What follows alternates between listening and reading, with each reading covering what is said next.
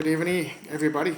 We're gonna read. Okay, we're gonna read from the Omnivore's Dilemma, a natural history of four meals. We're gonna talk about what the cows eat, grass, and the activity grazing, and how important it is. So listen to it, so you can add words to your vocabulary. Okay.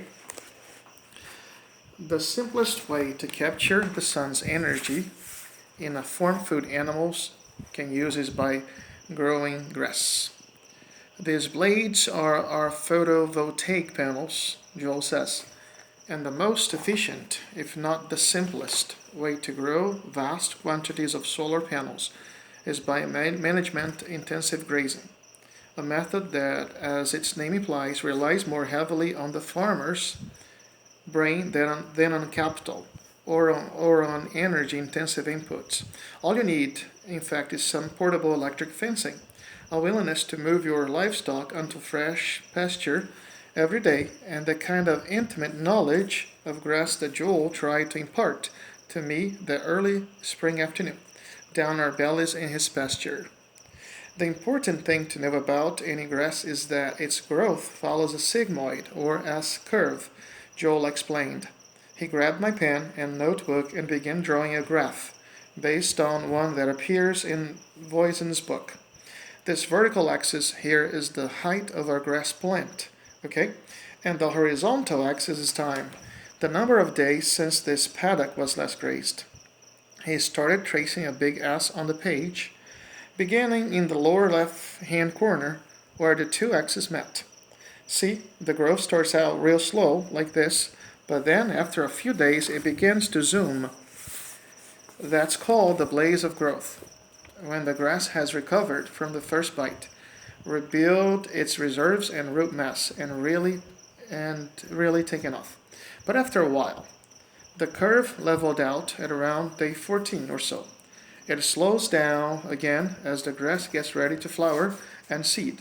It's entering its period of senescence, when the grass begins to lignify, get woody, and becomes less palatable to the cow. What you want to do is graze a pasture right at this point here. He tapped my pad sharply at the very top of the blaze of growth.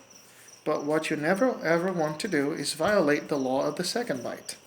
You can't let your cows take a second bite of a grass before it has had a chance to fully recover. If the law of the second bite were actually on the books, most of the ranchers, the world's ranchers and dairy farmers, would be outlaws, since they allow their stock to graze their pastures continuously.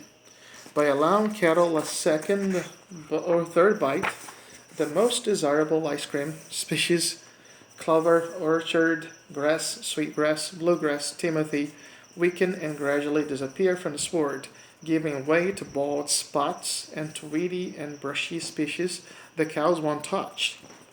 Any plant wants to keep its roots and shoots roughly in balance.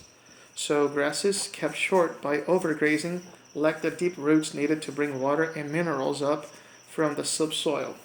Over time, a closely cropped grassland deteriorates, and in a dry or brittle environment, it will eventually turn into a desert. The reason environmentalists in the western United States take such a dim view of grazing is that most ranchers practice continuous grazing, degrading the land by flouting the law of the second bite. The law of the second bite. Go cows, grazing.